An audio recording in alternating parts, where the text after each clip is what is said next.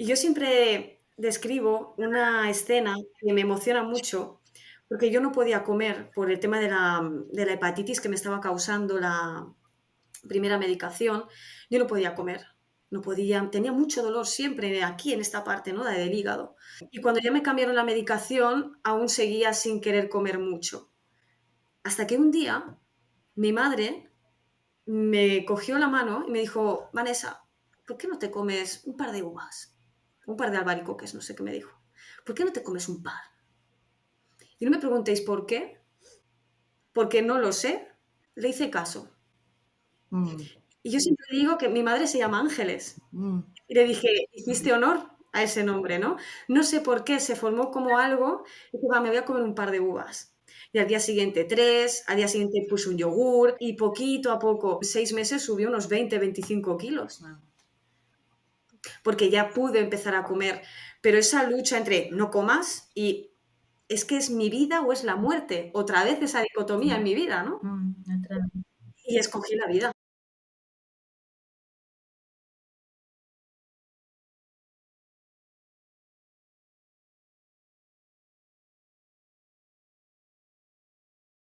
Bueno, pues Vanessa, Laura, gracias por estar por acá.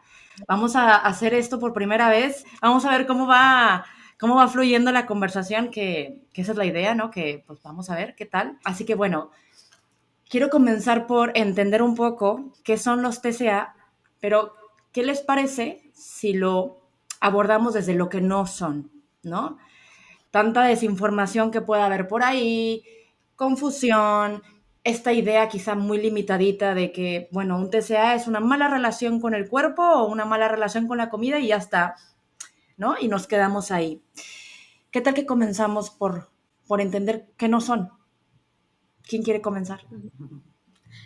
A mí me parece, Vanessa, que Laura. Vanessa, yo creo que puedes empezar tú, que sabes mucho de esto también.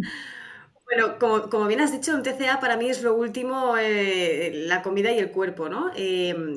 Para mí es una sintomatología muy palpable que esconde una angustia subyacente, ¿no? Es como una falta de autorregulación emocional, una serie de mandatos, ¿no? Un inconsciente familiar que hay ahí también, ¿no? Que va acompañando y que se manifiesta con estos síntomas, ¿no?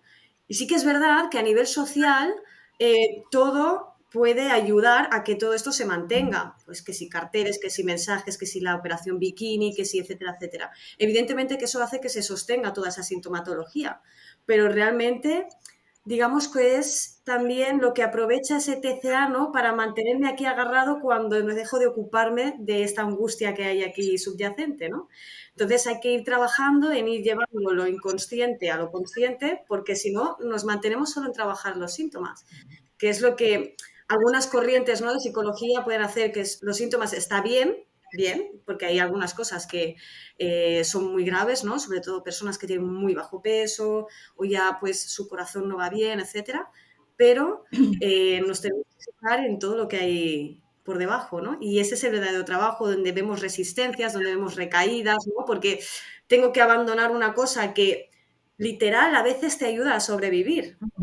Es que te ayuda a sobrevivir muchas veces y cuando tú esto lo sueltas, es como que caes en el vacío y dices: ay, Dios mío, a ver por dónde voy, ¿no? Y esa autorregulación emocional que la has estado intentando sostener con esto, ahora, ¿cómo lo hago, no? Y ahí está, pues, el acompañamiento terapéutico. Entonces, yo siempre digo que si realmente el problema fuera un miedo a engordar o con el cuerpo, con la comida, no se llamaría anorexia o bulimia, pues sería o no sé qué fobia, ¿no? Por ejemplo, tendría otro nombre. Es muy complejo porque cada persona tiene un origen diferente y esa es la artesanía, ¿no? De la psicología también, de la terapia, que para mí es toda una artesanía. Cada persona es un mundo y una angustia diferente. Ahora entraremos en un ratito más, Vanessa, que nos cuentes también cómo, desde tu experiencia, ¿no? No solo tú como terapeuta, que recuerde que decías, en mi consulta hablo de todo menos de comida, ¿no? Ahora también desde tu experiencia, habiendo padecido un trastorno de la conducta alimentaria. Y bueno, pasamos ahora, Laura, a entender un poco también, o sea, vamos metiendo un poco esta perspectiva relacional, ¿no? De los TCA, ¿no? Y luego saltamos a conocer también un poco de la experiencia de Vanessa. Entonces, Súper. Cuando intentamos entender qué son los TCA, Mm. ¿cómo nos viene a ayudar la perspectiva relacional? ¿Cómo lo podemos ver? Ujú. Bueno, estoy totalmente de acuerdo con lo que estaba apuntando Vanessa, ¿no? Va muchísimo más allá del síntoma, por eso no todas las terapias que se basan meramente en la conducta, ¿no?, que vemos, no se sustentan a lo largo del tiempo y por eso hay tanta cronificación, porque lo que más vemos en la clínica son mujeres adultas. En algunos casos, muchos casos han sido mujeres adultas que están en pareja y quieren ser mamás y como no tienen la menstruación no se pueden quedar embarazadas y de ahí iniciamos procesos terapéuticos y esto ha sido habitual, ¿no? O sea, por tanto, hay algo que va, o sea, hay muchísimas cosas que están mucho más allá de lo que es el cuerpo y lo que es la comida y es una disfunción relacional, ¿no? Pero también creo, Eugenia, que decías algo también como que no es, ¿no? ¿Verdad que apuntabas también? Y no es una moda, no es un capricho, no es, ay, pues ahora, ¿no? Me adelgazo y entonces entro. No, no, no es algo como banal, no sé cómo describir, ¿no? Como ahora me apetece, voy a hacer una dieta de adelgazo y luego o me autoprovoco, no, unos vómitos solo para, o esto que tú decías, Vanessa, ¿no? De la operación bikini, ¿no?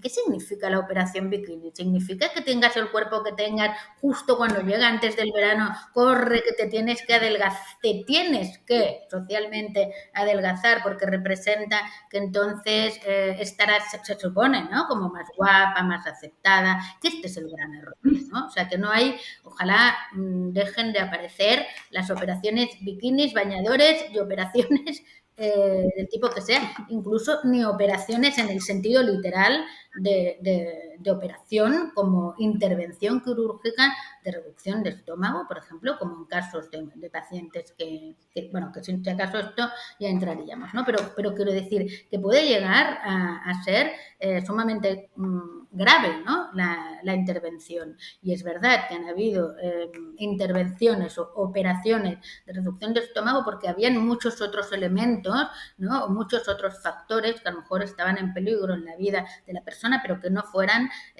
mera y puramente un factor principalmente estético, porque entonces, tanto cuando hablamos con los cirujanos, endocrinólogos, dietistas, o si yo intervengo como terapeuta de una paciente determinada, entonces decidimos que es mejor postergar esta intervención si lo que se prioriza es esto, ¿no? O sea, bueno, estamos ahí, ¿no? Pero no es algo superficial, banal, es sumamente complejo, muy, muy complejo, muy difícil de entender, por eso hay tanta cronificación y porque tampoco se trabaja, ¿no? Seguramente, ¿no? Como decía Vanessa, en profundidad, ¿no? Y más allá, decíamos, del cuerpo y de la comida, hay las relaciones, y cuando hay una disfunción relacional, ahí entraríamos, como me invitabas a entrar ya un poquito en la perspectiva relacional, ¿no? De que cuando no podemos regular las emociones a través de las relaciones, sobre todo las relaciones con nuestras figuras parentales, aparecen otras formas espontáneas de intentar regularnos, que no son las sanas, que no son las mejores, y a veces pasa por el control de una serie de cosas, como puede ser la comida, el ejercicio, las calorías. Más o menos, de entrada, creo que sería algo así. Ahí vamos introduciendo. Gracias, Laura. Y bueno, justo esto que mencionas me da pie precisamente ahora a preguntarte, Vanessa, que compartas un poco de tu experiencia, ¿no? Porque, claro, como bien mencionas, Laura, a ver, esto no es una moda, esto es sumamente complejo, esto va más allá de, uy, que si me hago una dieta hoy, uy, que si me adelgazo para X evento. ¿Cómo fue esta experiencia tuya, Vanessa? Vamos a entrar ahí, ¿te parece? Claro. Yo todo se remonta cuando tenía unos 14 años más o menos y me operaron. Nada, una intervención muy, muy sencilla, pero no me podía mover prácticamente y empecé a subir de peso, mi cuerpo empezó a cambiar Y bueno, yo siempre había sido una niña desde muy, muy, muy, muy chiquitita, no sé, 5 o 6 años, que ya me sentía diferente al resto de personas. Y yo no sabía por qué. Hasta que, bueno, pues pasan los años, me tengo esta operación y de repente mi cuerpo pues cambia. Y me desarrollé antes que todas las niñas de mi clase y esto ya marcó aún más la diferencia. Y bueno, pues empecé lo típico, ¿no? Ay, mamá, que me veo así, me veo así, ¿no? Y mi madre pues dijo, bueno, pues hidrátate, ¿no? Pero no me dijo nunca deja de comer, ni muchísimo menos, ¿no? Pues de más agua, si drenas más líquido, pero no desde una perspectiva de porque yo lo hago, simplemente al revés, era como que quería proteger que no dejara de comer porque ella había escuchado algo de esto, ¿no? Algo de anorexia y no quería. Y ella fue por lo que ella consideró más saludable, por decirlo de alguna manera, ¿no?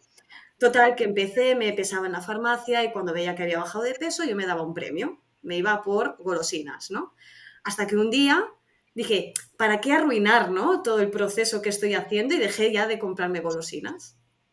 Y a partir de ahí ya empezó toda una cadena de conductas de compensación, etcétera, etcétera, que fueron agravándose.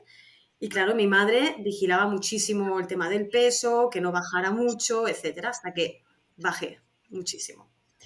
Fuimos al médico de cabecera y corriendo nos puso en contacto con un hospital muy famoso de aquí, de Barcelona, y me derivaron allí.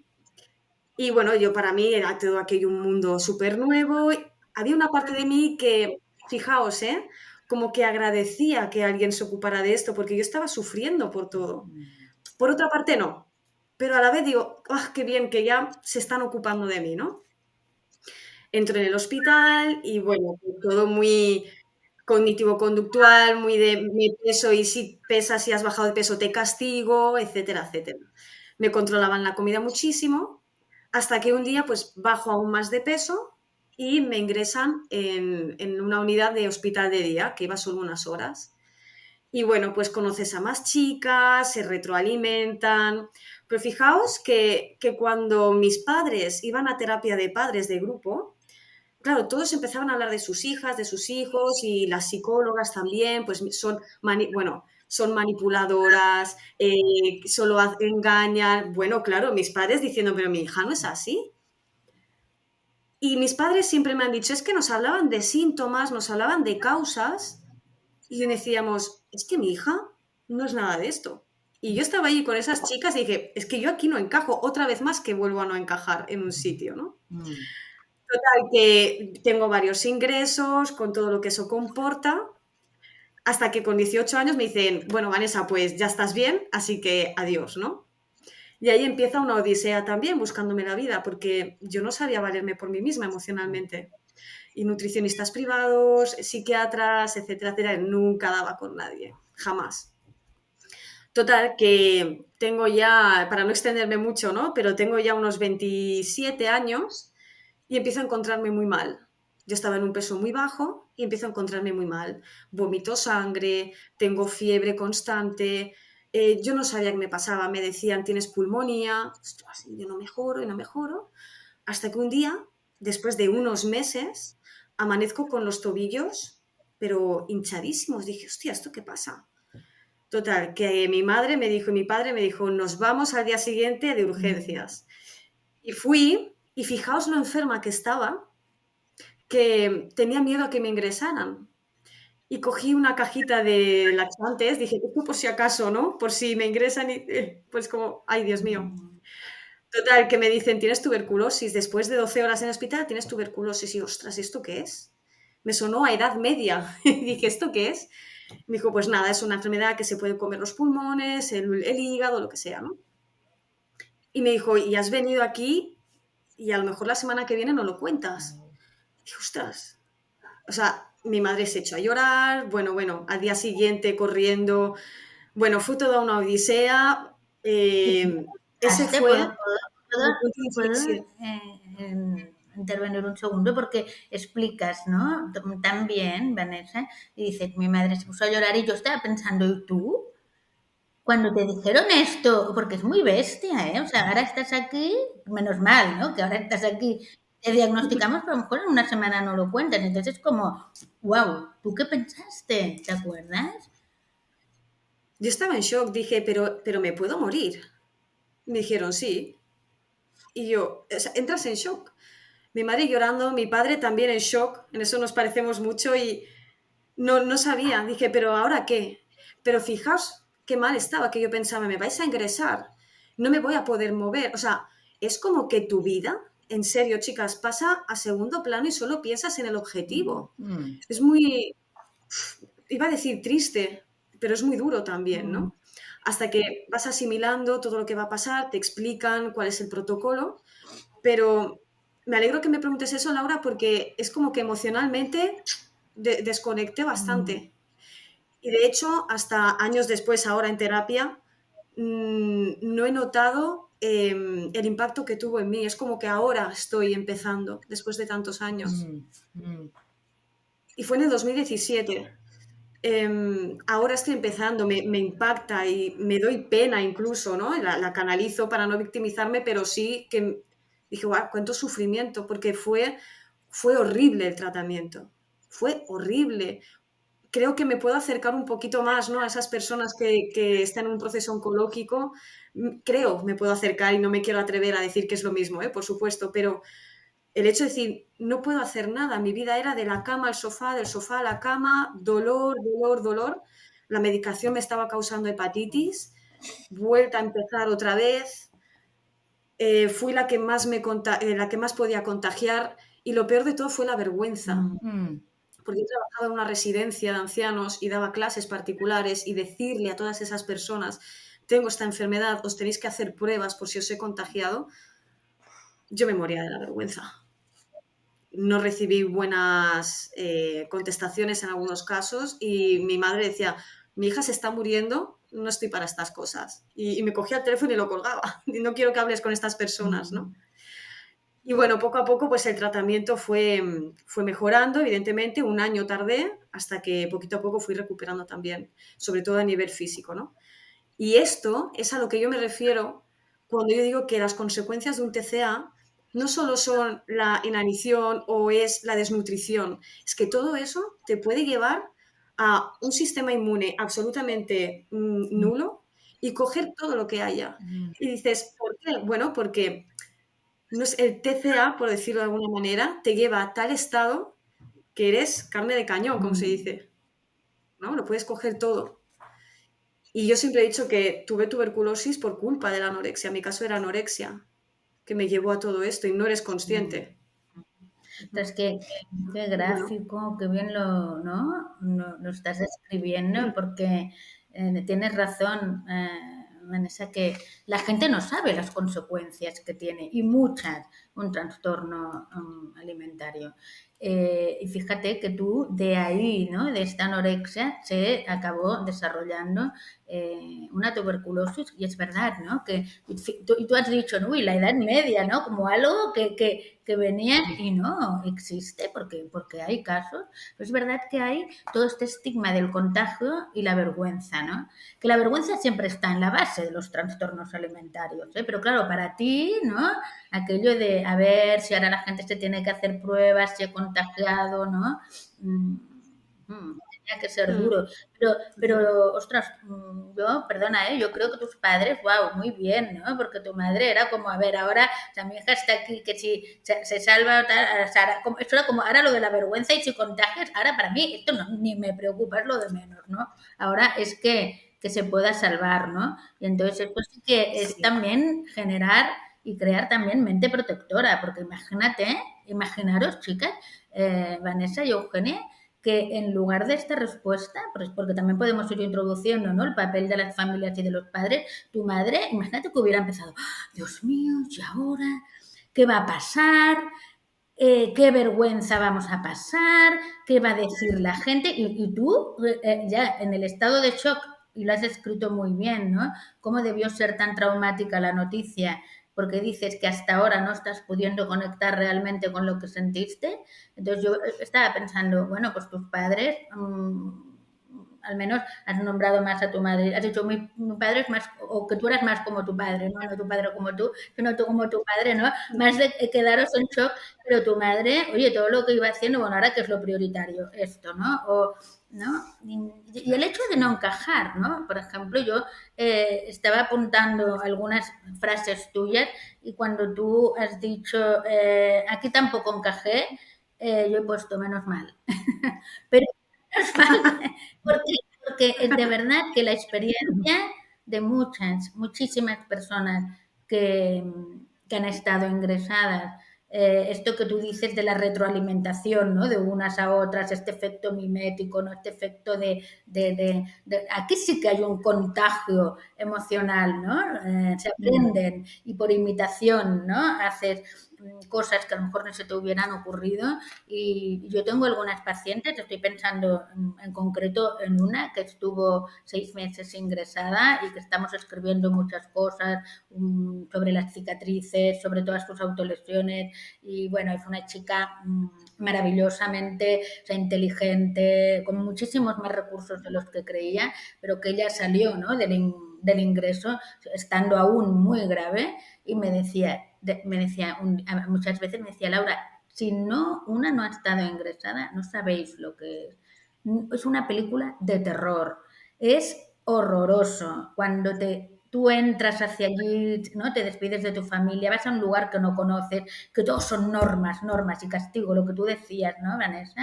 Si esto lo haces bien, vale, si no, un castigo. Y entonces todas castigadas si pasaba no sé qué, horroroso, o sea, todo lo contrario a acogerte, a entender si te autolesionabas, porque es una forma no es una forma sana, pero al final es una forma de intentar regular las emociones, ¿no? De buscar una contención.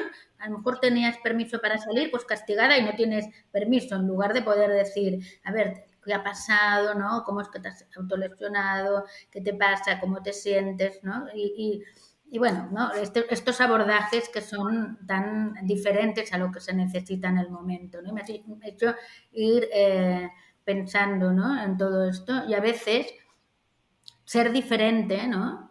De otras personas es que no tendría que ser un problema en absoluto, ¿no? Porque todas somos diferentes. Y la diferencia, si la vivimos como una rareza, entonces es algo malo, pero si la diferencia la vivimos como una singularidad, nos va bien y nos ayuda a nivel de autoestima, ¿no? Para construirnos, ¿no? Con más seguridad. Muy interesante todo lo que estás explicando y cómo, y además verte también. Bueno, hay algo que me ha resonado mucho cuando has dicho el tema del ingreso, que dejas atrás a tu familia. Es que es tal cual, o sea, es que es una película de adiós, ¿no? Me despido, voy por el pasillo y uno de los ingresos me ingresaron en una sala que le llamaban, que no había solo pacientes alimentarias, que es que había pacientes de drogadicción, de problemas de conducta, o sea, es que fue horrible. Yo todo esto lo tenía ya al rojo vivo de tanto llorar, de llorar cada día e incluso te amenazan con que te van a atar, tienes horarios para ir al lavabo, no hay intimidad, tienes que hacerlo con la puerta, o sea, es que es horrible, es que es horrible. Sales de allí y lo único que quieres es volver a recaer, literal, porque te sientes sucia, te sientes muy sucia de algo que comes lo que nunca has comido, les da igual tus gustos, tus alergias, o sea, es que es horrible. Y lo ves en retrospectiva y yo en terapia, yo he llegado a una conclusión que a mí me ha incomodado mucho. Me he sentido maltratada, pero maltratada y vejada. Y yo no era consciente hasta la terapia que estoy haciendo ahora. Y verbalizar esto creo que ha sido una de las cosas más duras también, porque no puedo hacer nada ahora. ¿Y ahora cómo me defiendo de todo esto? Y qué gran fortuna la familia que también he tenido, ¿no? Porque la anorexia, un TCA puede destruir o puede unir a una familia. Y mi familia, hemos estado muy unidos con unas cosas muy potentes, muy negativas, mucho conflicto, pero siempre hemos salido ahí. Y la tuberculosis ya fue como el enganche total, ¿no? Yo a mis padres les adoro, a mi hermano, porque fueron maravillosos todos, ¿no? Justo recuerdo eso, Vanessa, que mencionabas en la entrevista que escuché antes de contactarte, que mencionabas esto, ¿no? Como el rol de la familia también como, pues como un papel clave, ¿no? Para también haber, claro, una buena parte, por no decir que toda, es tu trabajo, ¿no? Pero haberte sentido tan sostenida por tu familia, por tu hermano, si mal no recuerdo también por ahí que es hermano, papás, bueno, pues eso, ¿no? Eso es como, el rol de la familia ahí está muy potente, ¿no? ¿Qué hubiera pasado? No Totalmente. lo sé, si hubiera sido distinto, pues no lo sé, no lo sabemos.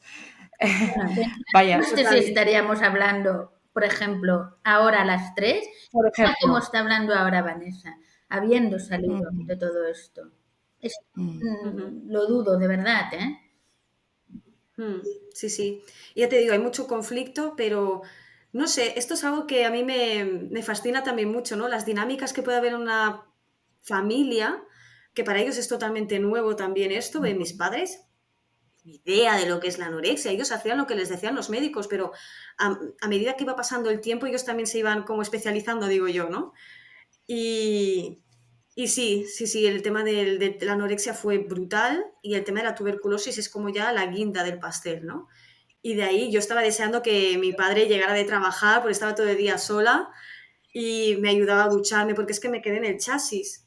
E imaginaos lo difícil que es luchar con una anorexia y con una tuberculosis. mm, La anorexia te dice, no comas, que estás todo el día en la cama y en el sofá. Te vas a poner, vamos. Y la tuberculosis, con lo que comportaba esa medicación, tienes que mm, comer, porque si no, no te recuperas. Y yo siempre describo una escena que me emociona mucho, porque yo no podía comer por el tema de la hepatitis que me estaba causando la primera medicación. Yo no podía comer, no podía, tenía mucho dolor siempre aquí en esta parte, ¿no? Del hígado. Y cuando ya me cambiaron la medicación, aún seguía sin querer comer mucho. Hasta que un día mi madre me cogió la mano y me dijo, Vanessa, ¿por qué no te comes un par de uvas? Un par de albaricoques, no sé qué me dijo. ¿Por qué no te comes un par? Y no me preguntéis por qué, porque no lo sé. Le hice caso. mm, Y yo siempre digo que mi madre se llama Ángeles. mm, Y le dije, hiciste honor a ese nombre, ¿no? No sé por qué, se formó como algo, y dije, va, me voy a comer un par de uvas. Y al día siguiente 3, al día siguiente puse un yogur, y poquito a poco. Yo creo que subí, en 6 meses subí unos 20, 25 kilos, wow, porque ya pude empezar a comer. Pero esa lucha entre no comas y es que es mi vida o es la muerte, otra vez esa dicotomía en mi vida, ¿no? Otra vez. Y escogí la vida. Qué bien.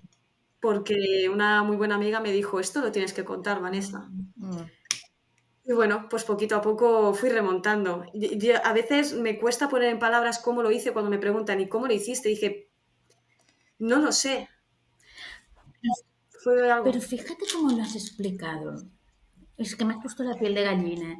¿Qué Yo me emocioné también. sí, Eugenia, a mí también me parece Sí, que estabas tú y yo sentí, nada. eh, empecé a sentir ahí los ojitos como se iban humedeciendo. Sí, claro, claro. Sí, pero qué cosa más tierna, qué acompañamiento. Es esto.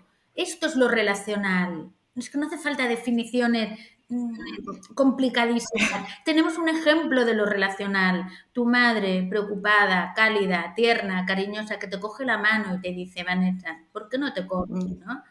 O sea, en lugar de, venga, come, ¿no? Y tendrías que estar haciendo esto, y tendrías que es la parte normativa, la parte, ¿no? De que a veces puede salir desde la angustia, ¿eh? De muchos padres y madres, ojo, ¿eh? No es una, para nada, ¿eh? Es una crítica ni un juicio, pero o sea, sí que es alabar la actitud, porque su claro. efecto, ¿no? Como el ángel de la guarda, ¿no? Ángeles, ¿no? De que te quiso dar, ¿no? Desde este vínculo de confianza, con este acompañamiento, ¿no? Que es mucho de lo que hacemos con la terapia. Y tú también lo haces, Vanessa, ¿no? Con Mm, nuestros y nuestras pacientes, ¿no? A veces no damos físicamente la mano, pero hay una forma de un acompañamiento y crear un vínculo de confianza que va por ahí, ¿no?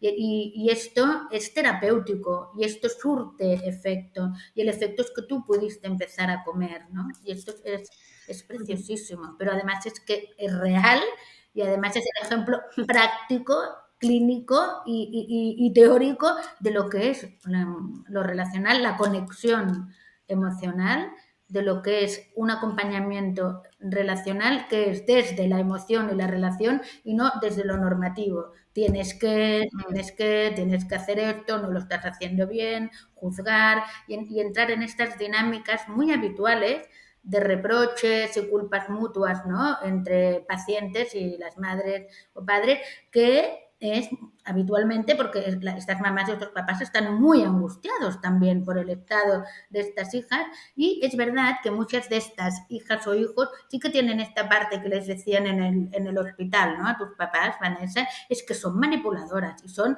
¿no? Son mentirosas, son manipuladoras, son tal, claro, te hacen un retrato robot, ¿no? De alguien que tus padres decían, bueno, pero es que nuestra hija no es así, ¿no? Porque no eras un trastorno límite de personalidad, no eras muchas otras cosas que un trastorno de conducta, ¿no? Porque fíjate que tú al ingresar dices, es que habían una variedad, ¿no? de sufrimientos, ¿no? Y de trastornos y de patologías, que esto es muy duro, ¿no? Convivir cuando no sabes, ¿no? De la existencia de todo esto, a lo mejor porque has leído algo o has visto una peli, pero no conviviendo allí, ¿no? O esta falta de intimidad, a mí me parece tremendo, ¿no?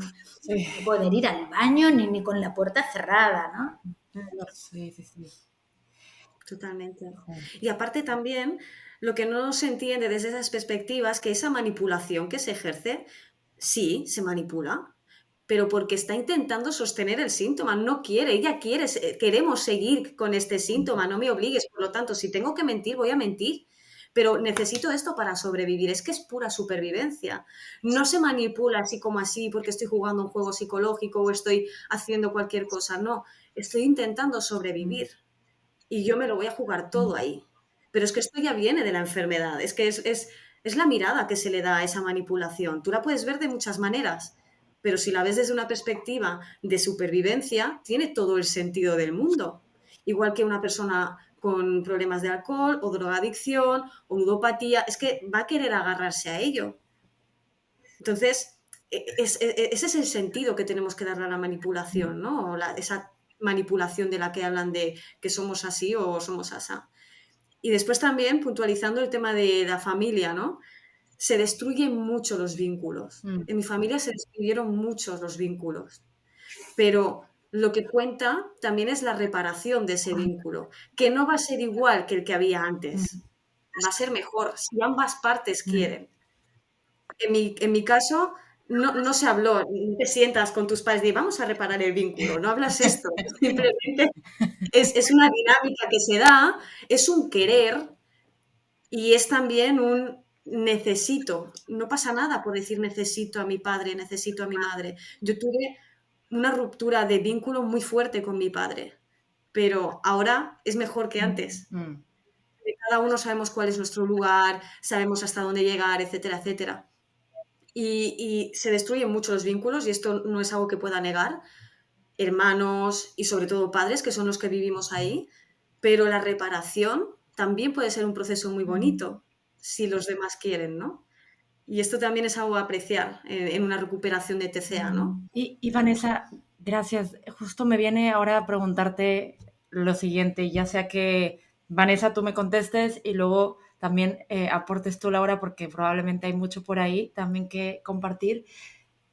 Lo primero que me llega es esto, ok, viene la reparación, ¿no? Y con los padres y el querer es que también lo necesitamos, pero ¿qué va favoreciendo esa reparación? O sea, como que lo primero que me surge es, claro, porque como pudo haber visto una destrucción y quedarse en esa destrucción de vínculos y ya está, y no nos hablamos y, ¿no? Destrucción total, ya cada quien por su lado y no nos hablamos, ¿no? Estas historias también. ¿Qué favoreció esa reparación?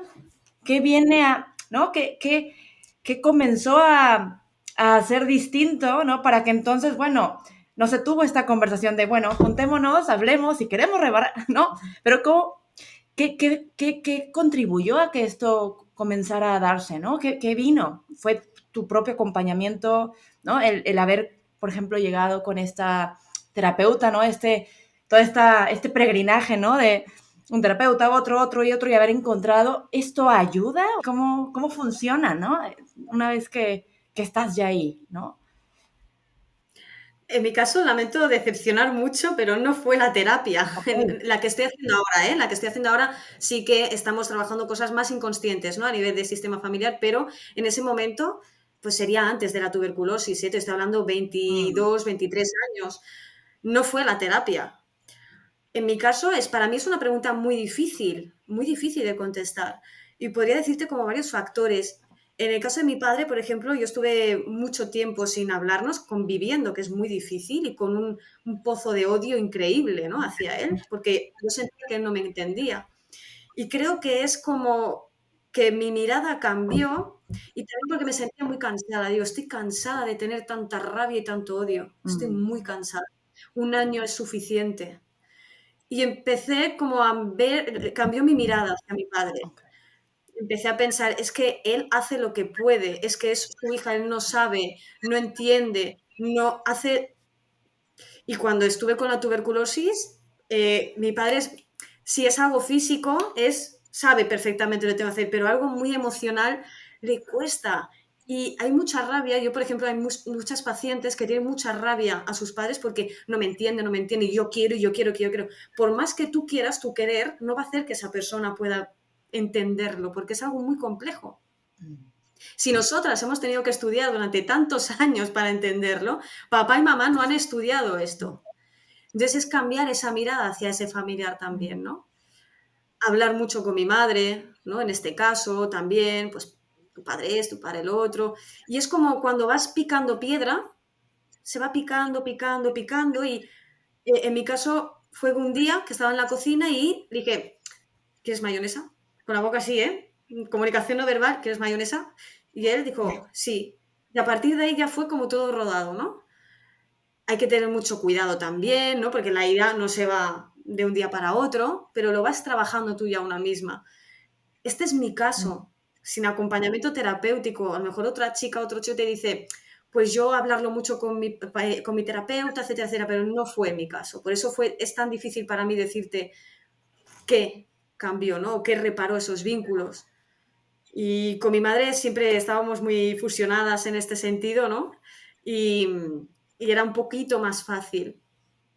Pero en mi caso fue esto, el picar piedra, cambiar poco a poco la mirada y sobre todo el cansancio de mm, sostener. Es muy duro, ¿eh? Sostener ira todo el rato y odio. Es muy duro. Yo no lo había experimentado en mi mm, vida. Hasta que, bueno, el propio cuerpo ya se aploma y dices, ya está. mm, mm. Mm. Qué gráfico también, ¿no? O sea, estabas cansada de sentir tanto odio, ¿no? O sea, es como, ¿no? Ya no quiero, no puedo más, ¿no? No quiero sentir tanto odio. Y cómo identificarlo y darte cuenta de esto, que es algo muy sano, darte cuenta, ¿eh? Y que si lo sentías por los motivos que fueran, porque todo el mundo cuando sentimos o mucha rabia, mucho odio, puede ser que nos han dañado, que nos han hecho sentir mal, ¿no? Nos han podido o han habido experiencias traumáticas, pueden haber muchas posibilidades, entonces legitimar, ¿no? Esta parte de, ¿no? de lo que sentimos, por qué lo sentimos y que en el tal caso es normal, pero a lo mejor, bueno, pero ya basta, ¿no? Vamos a ver qué puedo hacer para no sentir tanto odio, porque sentir odio no es solo el odio que siento hacia tal persona, en tu caso hacia tu padre, ¿no? Sino también el daño que te hace a ti.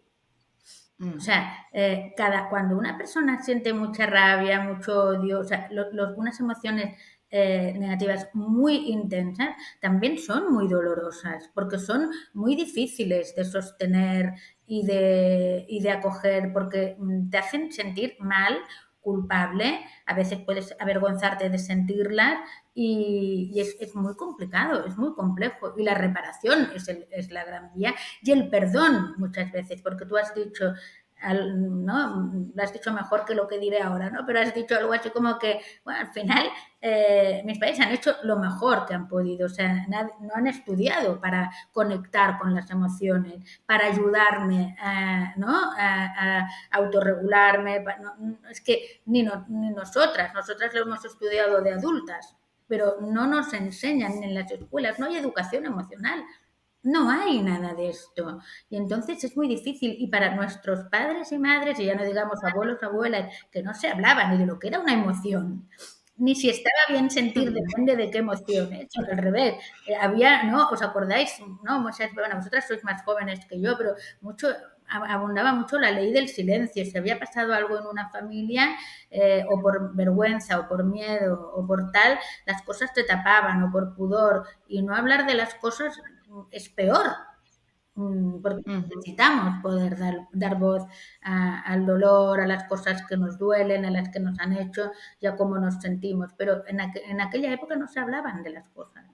Y era más bien, no lo podemos decir, no lo podemos hablar, ¿no? Porque ¿qué van a decir la gente? Había también mucho, ¿no? Todo este estigma social, ¿no? Del que dirán. Por suerte ahora hay, ¿no? Esta ley del silencio no está, ahí estamos en otra posición.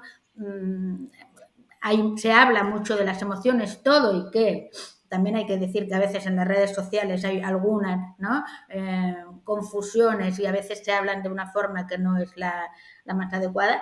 Como lo estaba pensando, igual me voy un momento y si me voy mucho me volvéis a... Regresamos. A veces he leído como que en las redes sociales... no sé si es criticar o no, pero cuestionan, ¿no? Una expresión que muchas veces utilizamos desde lo relacional, que lo llamamos el hambre emocional. Y entonces lo cuestionan como, bueno, claro, entonces si se habla de hambre emocional parece que se come, ¿no? Para saciar emociones, ¿no? Pero es que va muchísimo más allá también. No se come para saciar o para sentir o no sentir unas emociones, ¿no? Hay veces que hay personas que te dicen, pues estoy muy triste, y esto en las pelis lo vemos, ¿no? Sacan el helado, ¿no? Sí. Aquel enorme, en las pelis americanas todas, ¿eh? Un gran esto de helado, la cuchara, y a comer o helado o a comer comida basura, ¿no? Y es como, si estoy triste, como, no. Pero el hambre emocional no nos estamos refiriendo a esto, porque nos referimos a el hambre, o sea, las ganas de poder construir vínculos más sanos, más seguros con nuestros padres y madres. O sea, vínculos en los que obtengamos lo que Vanessa nos ha explicado, porque ha sido una clase teórica. Vanessa, gracias. Absolutamente una clase teórico-práctica, porque tú pones todo el ejemplo clínico, Vanessa. Es decir, todo lo que habéis conseguido, incluso la reparación con tus padres, de los vínculos, para que sean vínculos de confianza y vínculos sustentadores y vínculos nutritivos, porque es verdad que usamos también muchos términos, ¿no? Que tienen que ver con las emociones, pero el hambre emocional nunca nos referimos a esto. Estoy mal, me voy a poner a comer todo lo que pille y así, ¿no? Porque esto sería como decir... ¿no? Si estás mal, pues tienes un atracón y te vas a liberar. Y sabemos que no funciona así, por desgracia. Pues después del atracón hay malestar y hay culpa, ¿no? Pero, o sea, por eso creo que vale la pena que aclaremos que el hambre emocional, ¿no? ¿Qué ibas a decir algo, Eugenia? Justo ahora que termines, ¿no? Laura, menciono algo que de hecho fue algo que me compartiste en tu documento y que va precisamente de eso y que agradezco que lo hayas, que te hayas adelantado, es que no te desviaste, o si te desviaste, qué bueno que te desviaste porque estamos entrando justo en otro puntito que es súper, súper importante, pero te escucho. Sí, bueno, no, sí, es que como nos ha puesto este ejemplo tan bonito, ¿no? De las ganas, o sea, cuando Vanessa dice, estaba cansada de sentir tanto odio, también nos está diciendo, tenía ganas de tener un mejor vínculo con mi padre, ¿no? Nos estás diciendo muchas cosas con esto. Entonces tenemos que, o sea, me ha llevado a la necesidad, a las ganas, al deseo de tener una mejor relación con él. Y esto es reparador y esto es sano y son las vías de salida también para poder ir comiendo de una forma tranquila, sin que sea una ansiedad, ¿no? O sea, muchas veces hay una restricción alimentaria que tiene que ver con restringo, pero también tiene que ver con restringir la relación con nuestro padre o nuestra madre, ¿no? Porque en aquel momento determinado que tú nos has compartido, ¿no?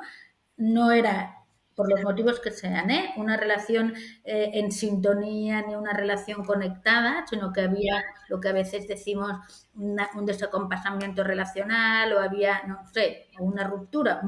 Hay momentos de conexión y de desconexión. Y esta desconexión quizás duró mucho, ¿no? Prolongó en el tiempo y entonces tú necesitabas pues como esta distancia y a lo mejor tu padre no sabía, porque no se sabe, ningún padre o madre habitualmente saben cómo romper esta distancia y acercarse. Al revés, cuando se pone distancia, los padres y madres te dicen, no, si quieres distancia, toda la del mundo. Yo, pues ya no estoy. Y lo que se necesita es proximidad de estos lazos, ¿no? Y yo creo, Vanessa, que lo has compartido y lo has explicado tal cual es. Así. Gracias. Aparte, lo que acabas de decir sobre este hambre, ¿no? Del vínculo, y me ha resonado, porque es que es tal cual, ¿no? En la anorexia dejas de comer, te matas de hambre, ¿no? Muere algo. Y yo lo que hacía, ¿no? En este caso con mi padre era matar al vínculo, ¿no? No restrinjo ese vínculo. Hasta que dices, siguiendo con esa metáfora, ¿no? Tengo hambre de ese vínculo con mi padre otra vez, ¿no? Tengo hambre. Y ahí está la ruptura también, ¿no? De lo que simboliza la anorexia, que es la inanición, el matarte de hambre, la desconexión. Es pura desconexión que haces con tu cuerpo, que no haces caso a tus señales. Tengo hambre, pero da igual, yo cierro el pico y aquí solo entra lo que esto de aquí me dice, no lo que esto de aquí me está pidiendo, ¿no? Y con los vínculos pasa lo mismo. Ya no solo con familiares, también con amigos, te aíslas, vuelves otra vez a la restricción del vínculo.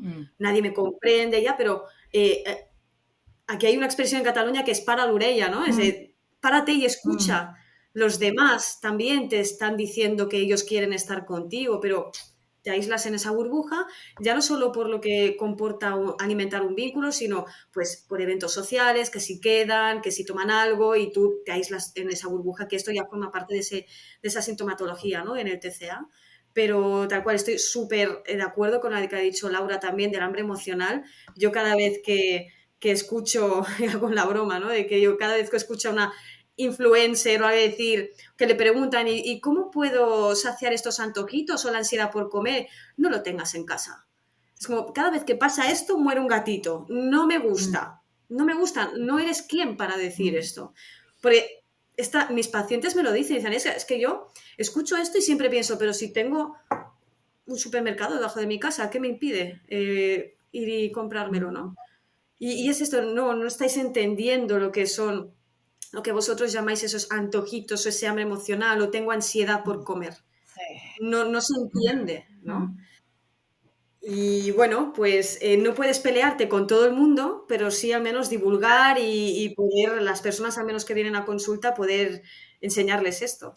Y es que justo ahora también que lo mencionabas también, Laura, ¿no? Esto de, a ver, no, esto que vemos en las escenas de las películas y entonces, ay, bueno, me siento triste, bueno, me voy a comer, ¿no? Y entonces, no sé, se vio perjudicada tal momento con mi mejor amiga o con mi pareja, bueno, pues me pongo a comer y es como, pero nos quedamos nada más ahí, ¿no? Y en realidad dejamos de ver el peso, ¿no? Que tiene, la importancia que tiene.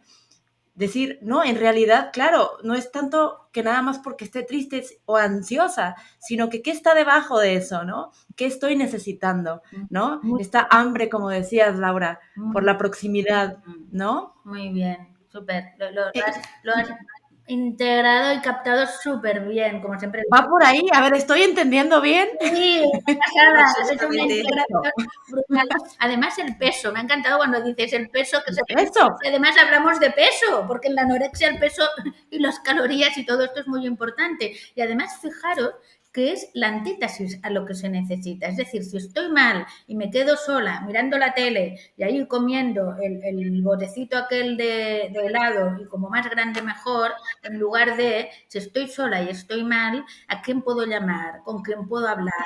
¿Qué puedo hacer? Que sea, bueno, aunque luego acabes comiéndote un helado, no me estoy metiendo con que no se pueda comer, pero lo digo o beber, porque fijaros que otra de las soluciones que también aparece, ¿no? en en las películas es estás mal, beber. No también, o tomar, depende de qué drogas. O sea, siempre se incita más, directo o indirectamente, o que la solución pase por ahí, en lugar de que pase por buscar una relación que te sostenga, que te ampare, que te ayude, ¿no? Y esto de crear vínculos de confianza, ¿no?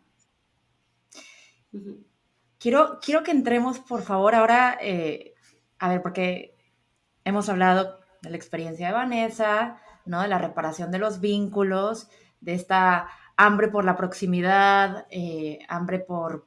que esta hambre emocional va más allá, ¿no? De solo calmar una tristeza, una angustia, sino que qué está debajo de eso, qué estoy buscando realmente, qué estoy necesitando. Y ahora me surge esta gran pregunta. Ahora, ¿qué forma parte de la recuperación? ¿Cómo es el abordaje? ¿No? Entiendo que debe ser, no lo sé, un equipo multidisciplinar, no lo sé, cómo se trabaja, cómo se lleva, cómo se acompaña. Si por ahí también, Vanessa, quieres compartir un poco de tu experiencia, de cómo lo has vivido hasta ahora, y también tú, Laura, porque ha de ser sumamente complejo, y lo dijiste, Laura, desde el minuto número 1, ¿no? Entonces, así de complejo ha de ser también, ¿no? Una vez que ya se lleva a la clínica. Mira, yo, si me permitís, Vanessa, ¿te va bien si intervengo primero?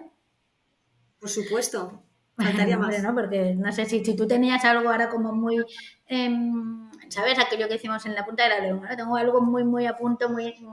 yo Dilo, dilo. he dicho muchas cosas a la vez, Eugenia, todas importantes. Porque por un lado has formulado dos preguntas. ¿Qué estoy buscando y qué estoy necesitando, por un lado? Y después hablabas de cómo, del enfoque, ¿no? Y de cómo, de la gestión terapéutica. Y entonces yo, si os parece bien, yo haría dos apartados. Gracias, sí, muy bien, muy bien. Yo, hombre, tenemos mucha confianza como para poder decirte esto, porque además me parece Gracias. súper bien, porque es verdad que primero está el qué se está buscando, ¿no? Y qué se necesita, y después estaría el abordaje, ¿no? Pero entonces cuando tú has formulado esto, que estoy buscando, que estoy necesitando, yo creo que aún no hemos dicho algo, o si lo hemos dicho, yo no tengo conciencia de que lo hayamos podido explicitar, verbalizar claramente. Lo que se necesita habitualmente es, hay una necesidad de sentirte aceptada, ¿no? Y un sentimiento de pertenencia que normalmente no está, y esto, Vanessa, cuando tú explicabas, ¿no? Lo del ser distinta, tanto en un lugar o en otro, a veces esta diferencia, ¿no? Que yo decía, sobre todo desde el lenguaje de la vergüenza, ¿no? Que la diferencia no sea vivida como defectuosa, ¿no? Pero que habitualmente y más de pequeña se vive como soy un bicho raro, ¿no? O soy diferente porque no pertenezco al grupo. Hablo, por ejemplo, de los colegios, ¿no? Cuando hay estos grupos de populares o no populares, y después hay como muchísimos otros subgrupos. Entonces esto también ligaría con algo importante, ya no me vuelvo a ir, que es el bullying. Solo nombrar que yo no he tenido durante los muchos años que llevo trabajando en la clínica, atendiendo a pacientes, no he conocido aún ningún caso de trastorno alimentario que previamente no haya habido un bullying. De momento yo no he conocido ningún caso. No sé, Vanessa, si tú sufriste algún tipo de... Estoy utilizando el término bullying, que es verdad que no me gusta usar porque creo que es un poco, ¿no? Como un cajón desastre, ¿no? Donde a veces entran muchas cosas, pero sí que es, y lo digo, no me he ido tanto, porque lo digo porque tiene mucho que ver con el no sentirte aceptada y sentir que no perteneces a un grupo, sentir que te rechazan, sentir que a lo mejor te están insultando, te están haciendo el vacío o pueden haber agresiones físicas, pero habitualmente son más una agresión sutil, que pueden ser verbales o no verbales, pero en muchos casos con chicas y chicos, bueno, espera, yo haría una diferenciación en chicas que iniciaron el trastorno alimentario a raíz de me rechazaban, no me hacían caso, me dejaron de lado, y entonces ir pensando, bueno, a lo mejor si me adelgazo les caeré mejor, si me adelgazo me aceptarán. Esto ha sido durante, bueno, muy, muy habitual en muchísimos de los discursos, en chicas y chicos, ¿eh? Pero en chicos, por eso quería, y esto sí que es verdad que hago la diferenciación solo desde mi práctica, ¿eh? No digo que siempre sea así, pero todos los chicos que yo he atendido con trastornos alimentarios, que también habían sufrido un bullying, había, además de todo esto, una dificultad para aceptar su identidad sexual. Entonces, como iba muy ligado el eres, siempre vas con niñas, eres como una niña, entonces te pueden llamar barbaridades en lugar de decir si serás o no homosexual, porque a veces hablamos de casos de primaria, o sea, de muy pequeños, pero decir con un desprecio, esta parte tan homofóbica, ¿no? Eres un maricón de... ¿no? De mierda, como ya sé que estas cosas a veces te ponen un pito, ¿no? Porque no se puede decir, no sé por qué, pero no, eres un no sé qué, tal, y a veces sin saber aún si ellos se están sintiendo realmente que son gays y que tienen una identidad sexual determinada, sino sin saberlo, pero que a lo mejor tienen algunos ademanes que ahora diríamos pues un poco afeminados o feminizados y que van con chicas y que no juegan a fútbol. Ya es un motivo de burlas y muchas veces hay un inicio en los trastornos alimentarios. Entonces, ¿qué estoy buscando y qué estoy necesitando? Necesito ser aceptado, aceptada, sentirme que pertenezco al grupo, sentir que me validan, sentir que me quieren. Necesitamos sentirnos queridas y queridos. Y por ahí un poco sería esta primera parte. Y ahora dejo que Vanessa pueda aportar también, ¿no? Todo lo que tú has también vivido, experimentado personal o en tu clínica. Quiero hacer un paréntesis y gracias, Laura, porque necesito decir que me estoy sintiendo súper, súper sostenida por las dos en esta conversación. Claro, porque es como, empiezo y ¿no? Como que y qué bueno, Laura, que hagas como, a ver, aquí hay 2 preguntas, Eugenia, pueden haber 3 y 4, vamos como desmenuzando y de verdad que me siento como, muy arropadita por las dos, así como muy, muy segura de estar aquí, ¿no? Aprendiéndoles. Qué bien. Así que gracias. Esto es porque tú nos has creado este espacio. Yo creo que nos has acogido a Vanessa y a mí me atrevería a decir, ¿no, Vanessa? Al menos por mi parte, cuando nos hemos reunido anteriormente, siempre eres cálida, acogedora. Tú también creas estos hogares relacionales. Muy bien. Y esto nos permite tener esta confianza y este vínculo de confianza. O sea que también tiene mucho mérito por parte tuya, Eugenia. Gracias, sí, Laura. Segundo a Laura, totalmente de acuerdo. Sí. Muy bien. Totalmente.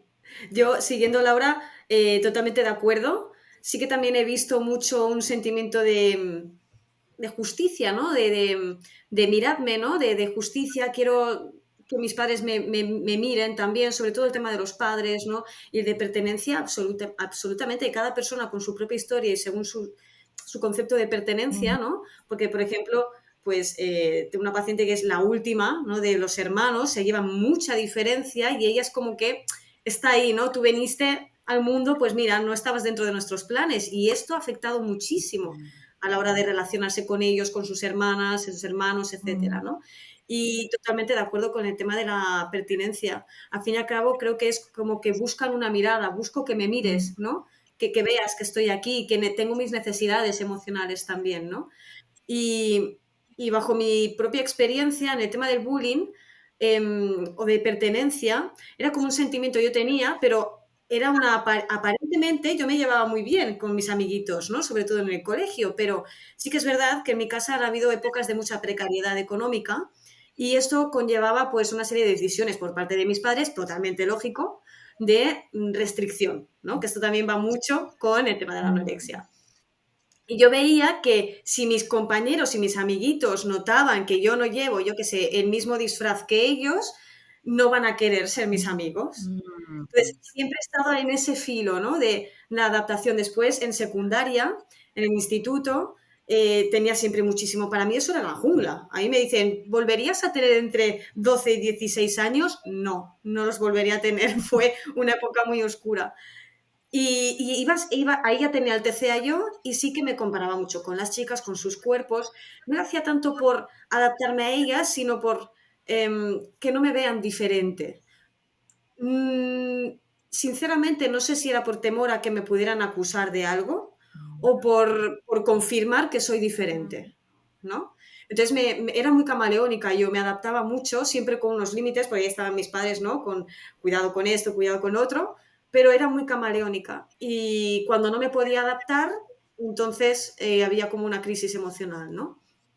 Pero poco más que añadir a lo que ha dicho Laura, porque totalmente de acuerdo con el tema del sentimiento de pertenencia. Pertenencia, sí, sí. Sí. Creo que era súper necesario que hicieras que nos detuviéramos ahí, Laura, gracias, sí, claro. Qué bien, ¿no? Porque nos ha servido para introducir también, ¿no? Todo esto. Pero esto es que tú nos invitabas a opinar de tantas cosas que digo, bueno, vamos por parte, me ha salido la vena esta analítica, ¿no? De primero esto y luego lo otro. Bienvenida. Porque si no se confundían y nos podíamos perder o no, igual no nos hubiéramos perdido, porque había demasiado por decir, ¿no? Una cosa antes de seguir. Esto que has dicho, Vanessa, ¿puedo, Eugenia?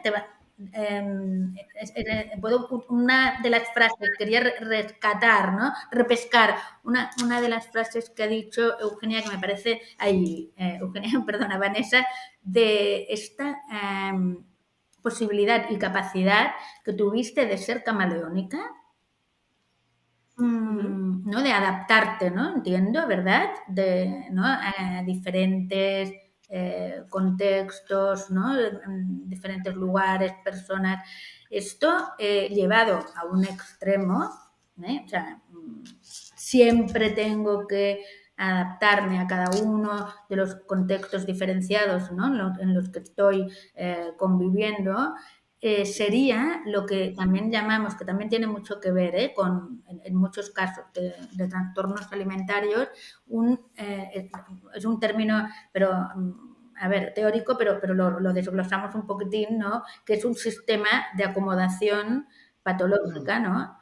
Que es este sistema, o sea, esta necesidad precisamente de pertenecer, ¿no? La necesidad de que te quieran, ¿no? Y sobre todo cuando no es lo que ha descrito para nada, Vanessa, pero porque al final todos y todas las personas, si no nos fuéramos adaptando, ¿no? A los entornos y a las situaciones que vamos viviendo, tendríamos trastornos desadaptativos, ¿no? Pero por eso quiero volver a enfatizar mucho, ¿no? Llevado a un extremo, sí que sería la acomodación patológica, porque entonces es que renuncias incluso a ver las cosas con tus propios ojos, a hablar con tu propia voz, ¿no? Y te adoptas y te adaptas a lo que en tu entorno primario o principal, estamos hablando, en este caso estoy pensando, ¿no? En niños o niñas que sean muy pequeños y en hogares, en casas donde hay a lo mejor rigidez, ¿no? O hay poca adaptabilidad, poca conexión y poca sintonía emocional. Entonces, estos son lugares donde no hay espacio para que el dolor exista, ¿no? No se entienden, ¿no? O déjate de tonterías, ¿no? No se puede llorar, por esta tontería no puedes llorar, ¿no? Hay esta poca comprensión y entonces tú dejas de hacer muchas cosas, te adaptas a esto que al final te desubjetiviza mucho, ¿no? Porque dejas de ser en esencia, ¿no? En aspectos muy importantes tú mismo o tú misma, ¿no? Y esto en casos graves también, ¿no? De trastornos alimentarios también aparece y también es importante trabajarlo y ahí también intervendría lo que tú apuntabas, Vanessa, de la reparación de los vínculos, ¿no? Bueno, era recoger esta frase porque ¿no? Al final es una habilidad que fuera camaleónica y te permitió adaptarte a todo y muy bien, y llevado muy a una parte que no era la tuya, era introducir solo este concepto. Totalmente. Y ahora, entonces podemos pasar a la otra pregunta. Ya respondimos el qué estoy buscando, qué estoy necesitando, qué está ahí, que es enorme, ¿no? Esta también necesidad de afecto, ¿no? Y de sentido de pertenencia, de sintonía emocional. Y ahora, ¿qué viene después? Digo, lo voy a poner de manera así como muy práctica, ¿no? Eh, quiero acudir a terapia, quiero comenzar un proceso de recuperación que desde luego me imagino que hay diferentes frentes, ¿no? No solo terapia, pero terapia es uno de ellos, es un caminito, es una vía, ¿no? Poniendo en contexto todo lo que nos acabas de compartir, Laura, y tú, Vanessa, ¿cómo se vería un abordaje psicoterapéutico en los trastornos alimentarios? ¿No? Porque también pienso, Vanessa, en estas experiencias que no fueron satisfactorias, esto más cognitivo-conductual, ¿no? Por dónde sí nos vamos, ¿no? Y por dónde, que termina siendo contraproducente quizá, ¿no? ¿Empiezo yo? ¿Quién quiera? Si queréis. Para mí lo más difícil cuando viene un caso de TCA es poder enseñarle a esta persona que todo lo que es la comida y el cuerpo es una consecuencia de, porque las personas que acuden a terapia vienen con la misma idea que personas que no son psicólogos, pues que un TCA, una anorexia, no quieres comer o comes demasiado o te purgas o haces cualquier cosa, ¿no? Y vienen aquí porque yo siempre digo, ¿cuál es tu objetivo? Pues comer bien o verme bien o mejorar mi relación con la comida. Y yo, vale, esto tiene todo un mensaje detrás, ¿no? Y hacerles entender que aquí, en este espacio de psicología, no vamos a tratar eso, ¿no? La comida, pues es que se me lo invento, pues me da miedo comer carne, ¿no? Porque he leído que la carne es tal cual. Bueno, yo no me voy a centrar en eso porque es que estoy solo en el síntoma, estaría siendo pues como todas estas corrientes a las que yo principalmente fui, ¿no? Es algo más allá, ¿no? Y cómo le haces ver a esa persona, al paciente, que todo tiene una connotación relacional, que todo es desde algo mucho más profundo. Para mí, es lo que he dicho al principio, es un trabajo de artesanía, porque nos vamos a topar con resistencias, con recaídas y no podemos culpar a esa persona. Está intentando sobrevivir y mantener, porque si tú le quitas el TCA, muchas veces, cuando en terapia ya se ha avanzado, te dicen, ¿y quién soy entonces? Digo, aquí empieza todo, porque les quitas esto y pueden entrar en crisis, ¿no? Entonces, el abordaje es sostener, acoger, hacerles entender, traer lo inconsciente a lo consciente, ¿no? Porque son cosas que, pues que no caemos. Yo en mi propio proceso digo, ostras, ¿en serio? Y no es decir, lo he descubierto y no me liga, no, no, es que encima me conecta con todo, ¿no? Y además también poder contactar con profesionales como nutricionistas especializados en TCA, ¿no? Y vale, si el tema de la comida lo puedes hablar con ella, ¿no? O con él para poder ayudarte en esa recuperación, a veces física también, ¿no? O para poder, hambre, saciedad, que lo tienen súper desregulado muchísimas veces, pues todo esto también desde un abordaje más de nutrición, ¿no?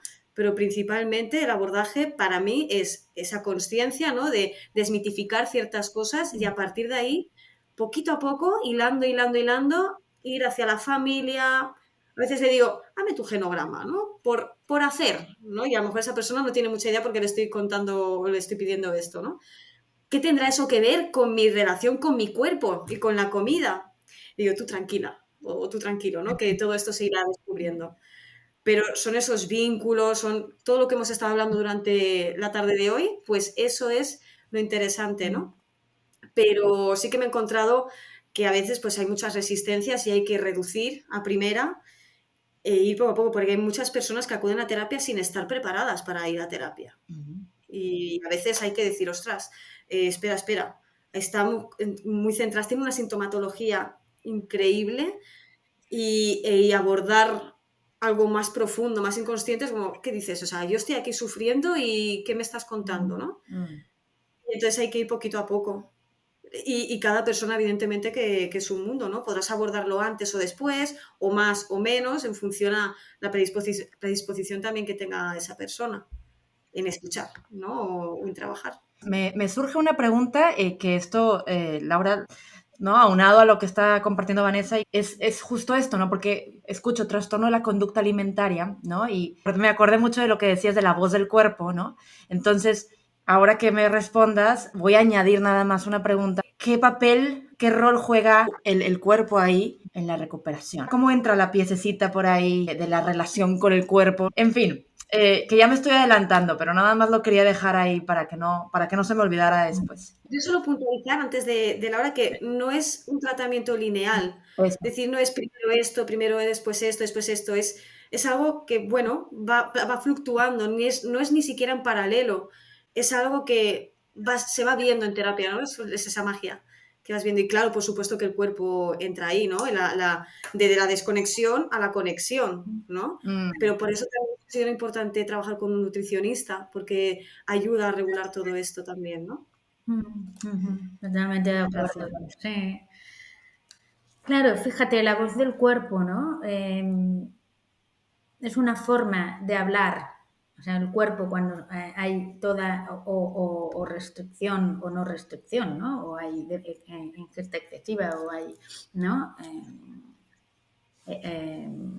Bulimia o hay algo de lo que está sucediendo en este cuerpo, la voz es una forma de comunicar, aparte de que se está mal y de que hay una disfunción relacional y que a ver lo que podemos hacer, como dice Vanessa también, son trabajos artesanales, o sea, ¿no?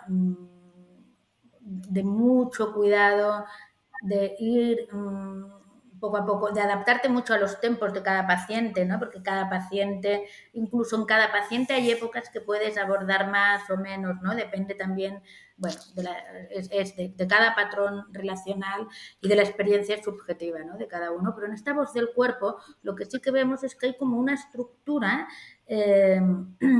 como, o sea, como en paralelo, ¿no? No sé cómo explicarlo, ¿no? Entre lo que es lo que vemos, que es la conducta alimentaria, y la estructura de la experiencia afectiva de cada paciente con su madre, ¿no? Y esto lo explicaba muy bien Shelley Doctors, y a mí me ha servido y me ha guiado muchísimo porque ella hablaba, y de ahí venía el término de la voz del cuerpo, ¿no? Decía ella que había una relación isomórfica, o sea, en paralelo exacta entre la estructura de la conducta alimentaria y la estructura de la experiencia afectiva de cada paciente con su madre. Y a esto es lo que ella llamaba la voz del cuerpo.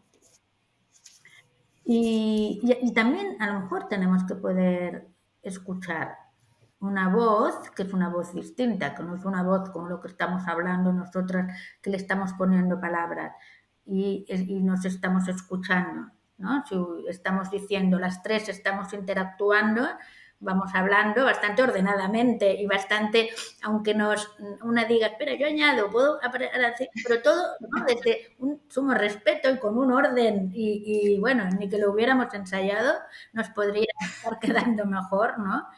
Y poner voz a esta voz del cuerpo, pero voz verbal, porque la experiencia, incluso iba a decir voz verbal y cuando trabajamos también en fijarnos en el lenguaje no verbal, porque hay muchas experiencias traumáticas que han quedado disociadas, o sea, disociadas, que quiero decir como que están apartadas de la mente, que no las tenemos a nivel consciente, pero de alguna manera a lo mejor han quedado inscritas en el cuerpo, ¿no? Entonces, el lenguaje no verbal a veces también nos habla.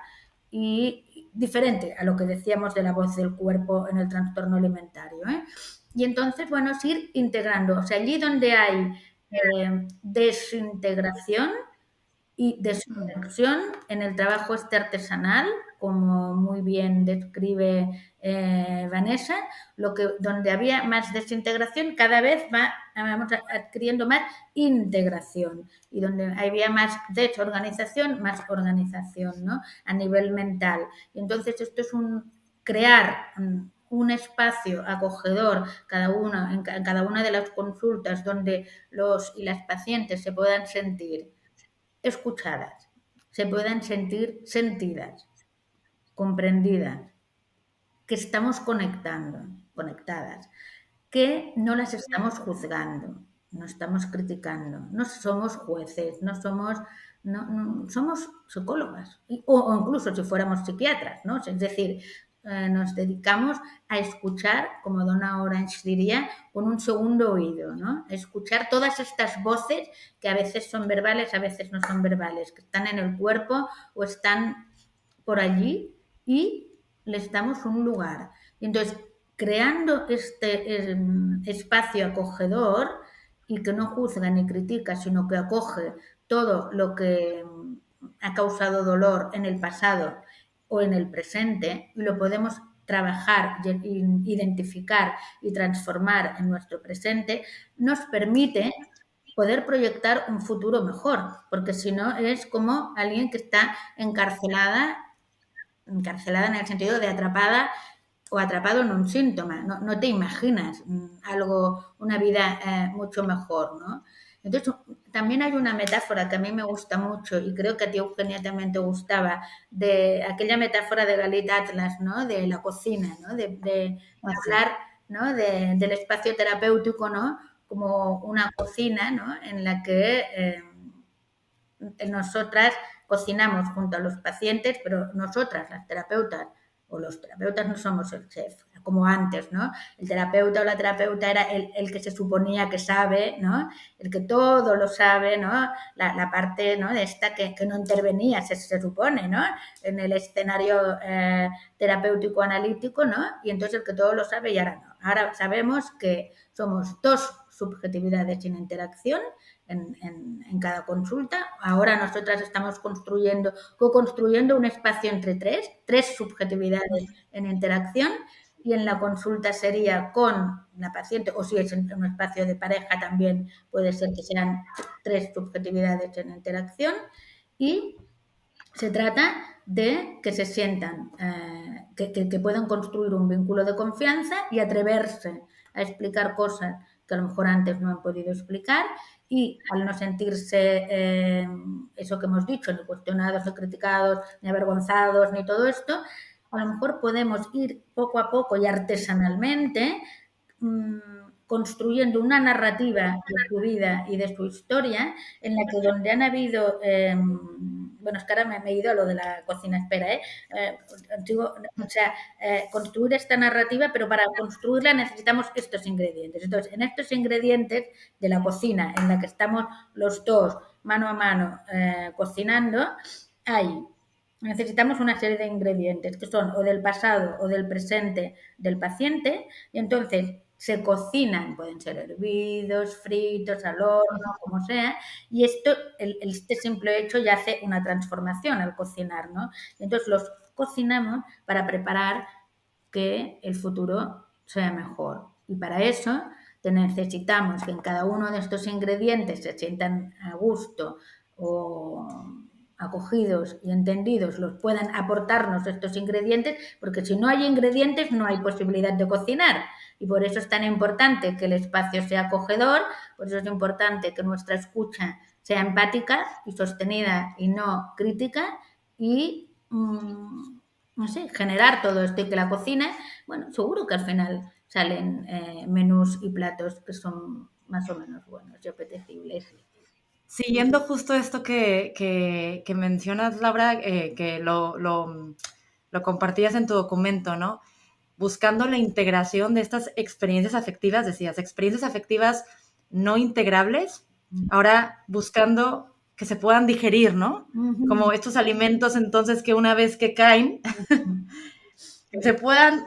que se puedan absorber, que los podamos digerir, que pueda estar lo suficientemente sanito ahí dentro, ¿no? Para que pueda absorber todos esos nutrientes y poder llegar de justo a esa integración, que es lo que estoy entendiendo, ¿no? De estas experiencias afectivas que no están integradas. ¿Es así como lo podemos ver? Como buscándola, ¡Qué bien! digerirlo, procesarlo, ¿no?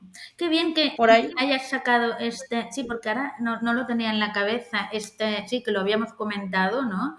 Porque si no digerimos, si no podemos hacer la digestión, hay algo que se nos sienta mal, ¿no? Entonces, en el mundo afectivo también es una metáfora útil.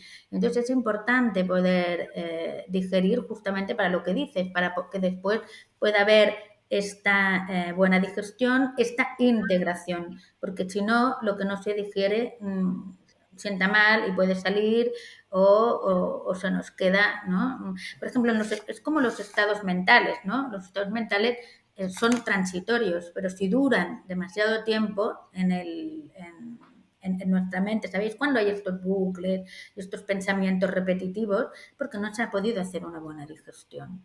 Porque si no, ¿sabes? Cuando son intensos, y además que cuando son intensos también sabemos que tienen que ver con el pasado. Por eso es tan importante que los podamos cocinar, o sea, ir preparando para una cocción más o menos lenta, pero sana, y sí, y digerir e integrar y transformar y ir avanzando en este camino hacia la sanación, ¿no?